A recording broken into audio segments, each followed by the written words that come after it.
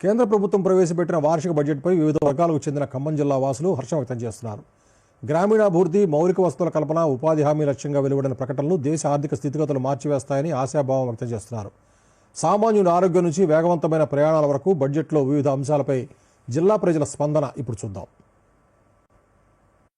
గ్రామీణ ప్రాంతాల ఆర్థిక పరిపుష్టి లక్ష్యంగా కేంద్ర ప్రభుత్వం ఈసారి బడ్జెట్లో స్పష్టమైన చర్యలు తీసుకుంది.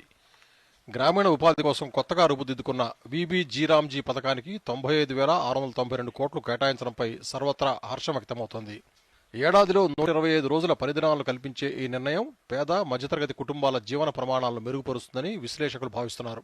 గ్రామాల్లో మౌలిక సదుపాయాల కల్పనకు ఈ నిధులు ఊతమిస్తాయని వివరిస్తున్నారు. గ్రామీణ ప్రాంతాల్లో మౌలిక సదుపాయాల కోసం, గ్రామీణ ప్రాంత అభివృద్ధి కోసం అని చెప్పేసి ఈసారి బడ్జెట్లో ఎక్కువ శాతం డబ్బును కేటాయించడం జరిగింది.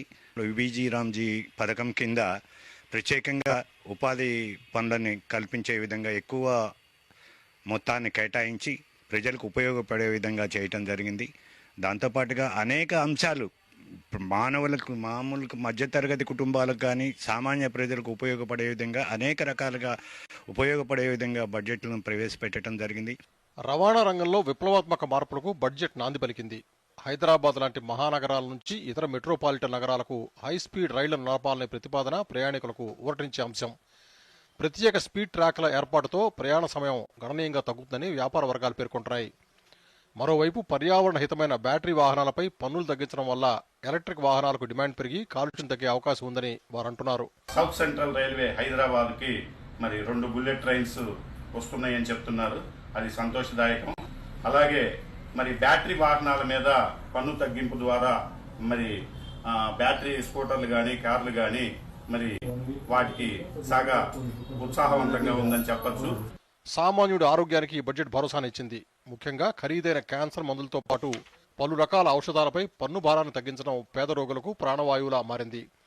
ఆయుష్మాన్ భారత్ పథకానికి ప్రాధాన్యత ఇవ్వడం వల్ల కార్పొరేట్ స్థాయి వైద్యం పేదలకు చేరువవుతుందని మెడికల్ డిస్ట్రిబ్యూటర్ సంతోషం వ్యక్తం చేస్తున్నారు. బడుగు బలహీన వర్గాలను దృష్టిలో ఉంచుకొని చాలా మార్పులు చేశారు. ఇది చాలా దేశ ఆర్థిక అభివృద్ధి పదం నడపడానికి చేసిన బడ్జెట్ లా కనిపిస్తుంది.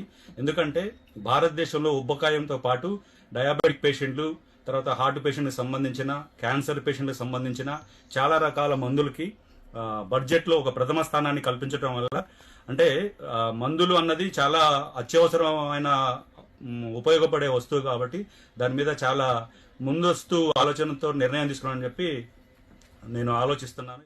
ప్రజారోగ్యానికి హాని కలిగించే పొగాకు ఉత్పత్తులపై పన్నులు పెంచి ప్రాణాంతక వ్యాధుల నివారణకు ప్రభుత్వం గట్టి చర్యలు చేపట్టిందని జిల్లా ప్రజలు అభిప్రాయపడుతున్నారు.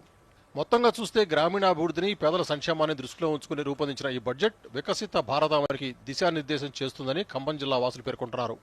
Bureau report, Doordarshan news.